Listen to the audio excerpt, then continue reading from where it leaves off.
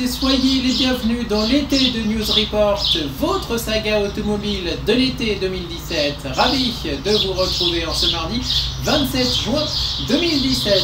Et dans cette nouvelle édition de l'été de News Report, nous allons nous intéresser au SUV urbain de Seat que la marque espagnole a dévoilé hier dans les rues de Barcelone. C'est le nouveau Seat Arona, alias le petit frère du Seat ATK, le seul SUV Seat actuellement commercialisé. N'hésitez pas à réagir bien sûr à l'été de News Report, ça se passe sur les réseaux sociaux avec le hashtag ETNR17, ça se passe sur Twitter, sur Facebook et sur Google+. Allez, sans plus attendre, on décrypte et on vous présente surtout le nouveau Seat Arona. Et on commence avec la face avant de ce nouveau SUV espagnol. Et une face avant qui ressemble presque trait pour trait à celle de la nouvelle Seat Ibiza. Tiens, et pourquoi? Tout simplement parce que le Seat Arona, en fait, c'est une Ibiza bodybuildée, une Ibiza haut sur pattes, on va dire ça, comme ça, on peut la surnommer l'Ibiza Cross, ce nouveau Seat Arona. On retrouve donc des feux avant ressemblant beaucoup à ceux de la compacte Leon, et oui, déjà que la Seat Ibiza c'était une mini Leon, et bien là, on le voit encore un peu plus, avec la face avant de ce nouveau Seat Arona.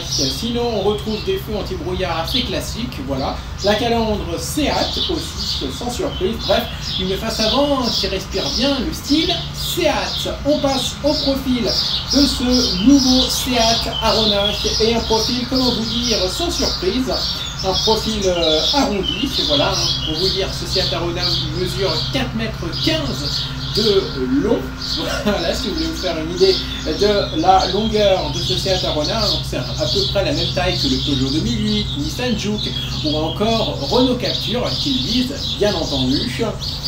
Et donc on retrouve ici donc une forme assez allongée et surtout aussi assez arrondie qui peut nous faire aussi penser au Renault Captur. Et on trouve également du bicolore, et oui, avec la lettre X qui sépare les deux couleurs. Vous voyez la couleur du haut qui part du toit et qui va jusqu'au bas du toit, et ensuite l'autre couleur qui part du capot et qui fait tout le bas de la carrosserie. Bref, c'est plutôt joli cette association bicolore sur le Seat Arona. On passe à l'arrière, et si vous regardez de l'arrière, vous allez me dire mais c'est pas le Seat Arona, c'est le Seat ATK. Et oui, à l'arrière, il n'y a aucune surprise, c'est presque un copier-coller du Seat ATK.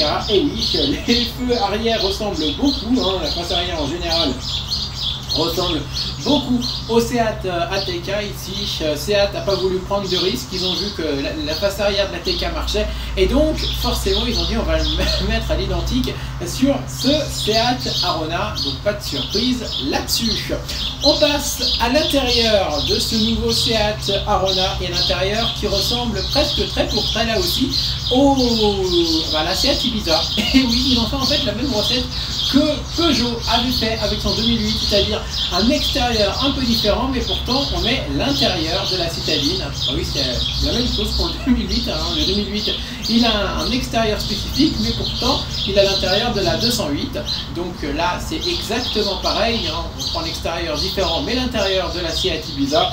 Donc si vous connaissez l'intérieur de la Seat Ibiza, là, bien évidemment, il n'y a pas de surprise.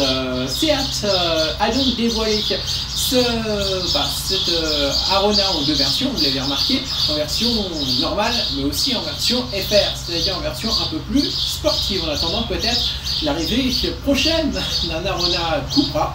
On n'en sait rien, peut-être, sachant que le Seat prépare en tout cas une version Cupra de son ATK. Le Seat Arona sera retrouvé sur les halles, dans les halles, et oui, du salon de Francfort en septembre prochain, et sera commercialisé quelques semaines plus tard, en novembre 2017. J'étais ravi de vous présenter ce nouveau numéro de l'été de News Report, votre saga automobile de cet été.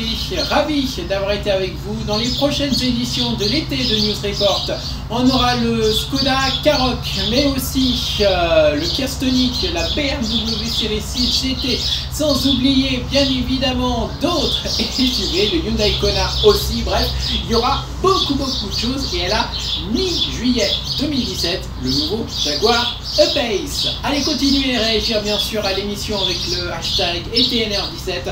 Ça se passe sur les réseaux sociaux Twitter, Facebook et Google+. Allez, moi je vous souhaite encore une fois un agréable moment et je vous retrouve bien évidemment très bientôt sur Facebook, bien sûr, pour l'été de News Report, votre saga auto. Et j'ai une bonne nouvelle à vous annoncer. Après l'été, News Report, ça ne sera pas terminé. Et non, parce que News Report continuera même pendant la saison 2017-2018 avec plein de nouveautés. Mais ça, je vous en dis pas plus.